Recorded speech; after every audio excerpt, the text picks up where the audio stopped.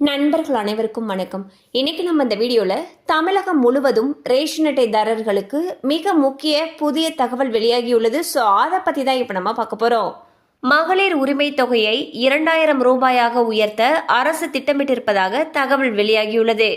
இதற்கான சாத்தியக்கூறுகளை ஆராய நிதித்துறைக்கு அரசு உத்தரவிட்டுள்ளதாகவும் கூறப்படுகிறது. 2026 தேர்தலில் அதிமுக வென்றால் 2000 ரூபாய் உரிமை தொகை வழங்கப்படும் என்று EPS தெரிவித்த நிலையில் ஆளும் அரசும் இந்த நடவடிக்கையை எடுத்துள்ளது.